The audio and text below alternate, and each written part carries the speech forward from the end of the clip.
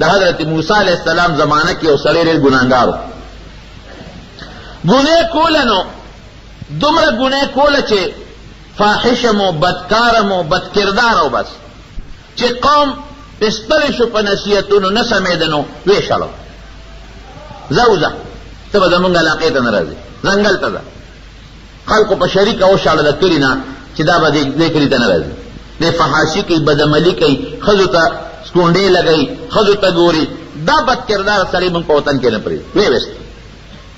څه زمانه تېره شوه موسی علیہ السلام ته الله وحی راولېږله وی دې ځنګل کې یو سړی دی مړ شوی دی لړ شه د هغه غسل وکړه جنازه پې پخپله وکړه کفن وله پخپله ورکړه شابه او مال یې ډېر په عزت راولېږه قبر کې ښکته کړه او په ډېر عزت یې ماله راولېږه او اعلان وکړه چې کوم سړي ګناهګار سړي د دغه سړي په جنازه کې شرکت وکړه د دغه جنازې د وجې نه به الله بخي خلک حیران شو چې دا څوک نیک سړی به ځنګل کې مړ شوی دی مسافر به یې څوک چې الله د ده د جنازې د وجې نه مخلوق بخي او موسی علیہ السلام ته الله ګوره په مینه وایي چې غسل ورکړه او په خپله پې بیا جنازه وکړه او دفن یې که او کفن ورکړه او مال یې په مینه راولېږه موسی علیہ السلام مخکې دی او هر څوک کوشش کوي چې د پیغمبر وینا خو دروغ نه رښتیا وي ورېږه موږ په جنازه کوو چې الله د ده په جنازه موږ وبخي چې ورل هغه سړی و قوم راغی موسی علیہ السلام ته وایي چې دا خو هغه بدکرداره سړی دی چې دته الله خولې جنازه ته وکړي دا خو موږ د وطن نه شړلی دی دا خو بد چلنه و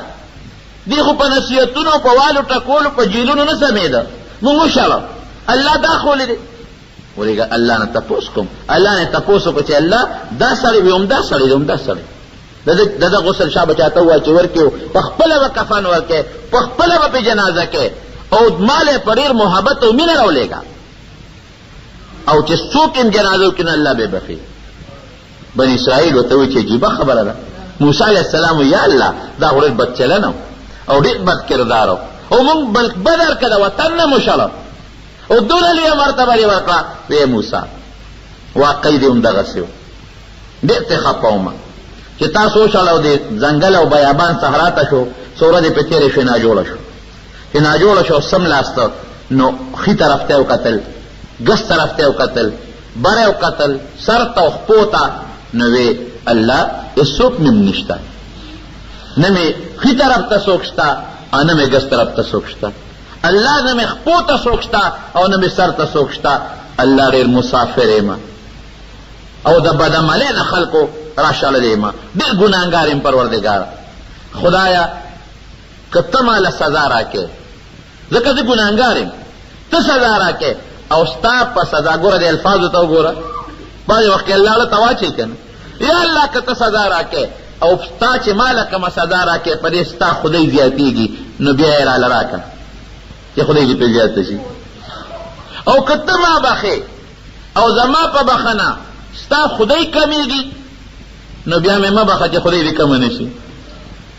خو که چرته زما په سزا ستا په خدایۍ کې زیاتې نه راځي او زما په بخنه ستا په خدایۍ کې کمې نه راځي نو الله ډېر بې سوکه یم هېڅوک مې دې وخت کې نشته ښي طرف ته م ګورم څوک مې نشته او ګس طرف ته م ګورم څوک مې نشته بره ګورم څوک نشته خپو ته ګورم څوک نشته سر ته ګورم څوک نشته مسافر یم او د بېکسو مل الله ته بس بل څوک نشته نو چې دا الفاظ موسی اے موسی ما ته یو انسان ووایي داسې الفاظ نو زه به په دې بنده رحم نه کوم ما پې رحم وکړه ما وبخه د ده په بخنه زما په خدایۍ کې کمې نه راځي د ده په سزا واقعي زما په خدایۍ کې زیاتې نه راځي او د ده په بخنه واقعي زما په خدایۍ کې کمې نه راځي ومې بخه بې سوکو زه د بې سوکو مل یم او دا سړی ورته څه وایي وایي راته دا مه وایي چې تا تورات کې تا ویلي دي دا مضمون د قرآن شریف تورات کې مشته چې انی انا الغفور الرحیم تا تورات کې دا ویلي دي چې زه بخونکی او مهربانه یم الله دا دې ویلي دي نو چې دا دونه خبرې راته وکړې نو د بې سوکو زه مل یم د مسافرو زه مل یم چې د چا څوک نیزې یم معاف مې کړ چا به غسل ورکړه چاته ووایه کفن وله ورکړه خاخې کو مالې په محبت راولېږه او چې څوک هم په د جنازه کې د جنازې د وجې نه بخم وایه اوس الله مهربانه دی که نه دی په خدای قسم ډېر مهربانه دی ډېر مهربانه بادشاه دی موږ څه یو موږ وله څه کړي دي ډوډۍ راکوي جون راکوي هر څه راکوي ډېر مهربانه بادشاه دی خدای ته رانه راضي شي الله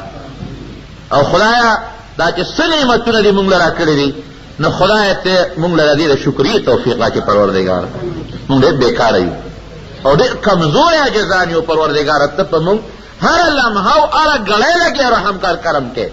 بیا موږ څه وکړل تعالی د نبی کریم صلی الله علیه وسلم زمانه ده یو صحابي دی غالبا چې نوم حضرت ثعلبه نوم دی غالبا که بل څه نوم دی نوم یې رانه هېر شو په لاره باندې روان دی چې په لاره ځي نو نبي علیه السلام یو حاجت له ولېږه ویې لاړ شو زما یو حاجت دی هغه پوره کړه دې په لاره باندې ته نو یو زنانه ولیدله چې هغه غسلخانې ته ننوته چې زنانه غسلخانې ته ننوته نو دې خوا کې ودرېده ګوره لکې د انسان هغه ګندګي راشي که خوا کې ودرېده نو هغه زنانه چې په ځان باندې هغه غسلخانه کې اوبه اچولې نو دله هغې د زنانه هغې اوبو شرلاري خوند ورکړ لږ ساعت ودرېده فورا یې لکې راځل چې الله دا مې څه ګناه وکړه دا مې څه غلطي وکړه اوس دا خو ګناه ده بېشک لیکن دا دومره خطرناکه ګناه نه ده یو سړی داسې ګناه وکړي او فورا یې زړه توبه راشي نو توبه وباسي فورا لاړ وتښتېد د مدینې منورې نه بار شو چې د مدینې منورې نه بار شو پته نه لګي نبی کریم صلی الله علیه وسلم تپوس وکړه صحابهونه یاره هغه فلان کې ما څه کار پسې لېږلی و نشته صحابه وایي صاحب مونږ یې هم نه څوک یو ځای ګوري څوک بل ځای ګوري څوک بیابان کې ګوري څوک په دشته کې ګوري نبی علیہ السلام ته الله جبریل علیہ السلام راولېږه وی سړي نه خو دا غلطي شوې ده څه شو وی تللی دی د مدینې منورې نه بار او غر کې دیره دی او جالي او الله ته چغې وی زاري کوي داسې وکړه چې فورا ورپسې ولېږه صحابه او رایې ویغواله ډېر زیات په زاری دی او ډېر زیات په جړا دی او هغه چې دې ځای نه تللی دی نه اوبه څکي نه ډوډۍ خوري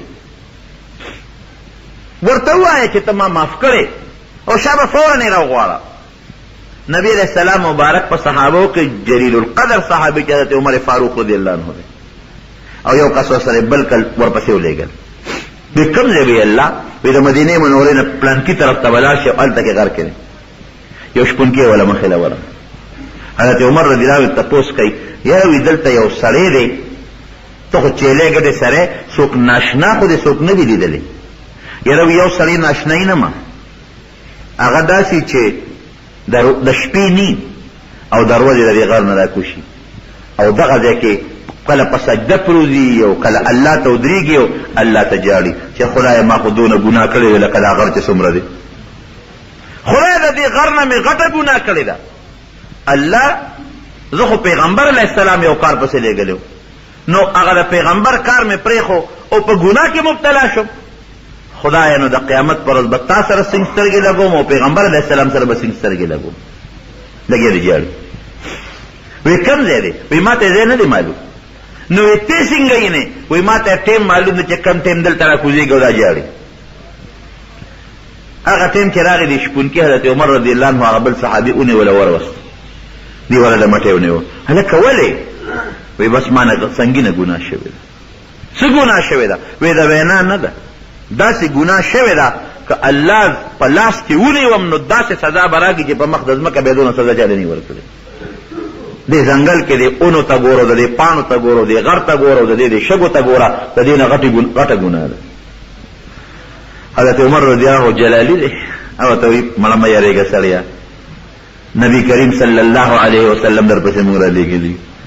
څه وایي غواړي دي نه زه هغه سره سترګې کم ځای لګولی شم هغه څه کار پسې ولېږلم او ما نه ګناه شوه سړیه ګناه ده کومه ګناه شوې ده نه شم ویلی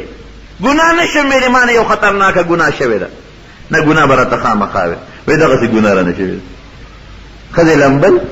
او ما له هغې خوند را کاغه اوبو چې د اوبو په دې سینګه پرېږدي او دا به په سینګه لامبي، دغه لذت او خوند راله را کړو، دا ډېره خطرناکه ګناه ده. وی نبی کریم صلی الله علیه وسلم موږ را لېږلي وو او د نبی علیه السلام مبارک وینا ده چې دی خدای بخلی دی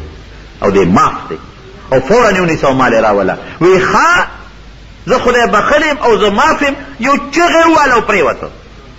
او چې څنګه پرېوته او دوی بیا کته ساتې تللی وه. اوروس نبی کریم صلی الله علیه وسلم ته صحابه لاړل، وته حضرت عمر رضی الله عنه باندې خدا چلو شو. وی عمر ته خبر نه چې د خدای په نزد څونه مرتبه ده. وی ده چې یو فریاد او زاری الله ته وکړه، ما ته الله حکم راولېږه چې عمره که د دې ټول امت ګناهګار خلک ودرې او د دغه زاری او توبه په تقسیم کړه، ټولو توبه الله قبلوي. الله ته فریاد ګران دی. د الله د رحمتونه زمونږ پر سر داسې راورېږي لکه د باران د شیبو په شان. په خدای یقین وکړه لکه د باران د شیبو په شان. خو مونږ بېکاره یو، مونږ د الله د دغه شیبو د باران د رحمتونو نم تختو. مونږ ځان لوی ګڼو، د الله د رحمت امید مونږ نه لرو، هسې په خولې وایو خو ځان مونږ لوی ګڼو.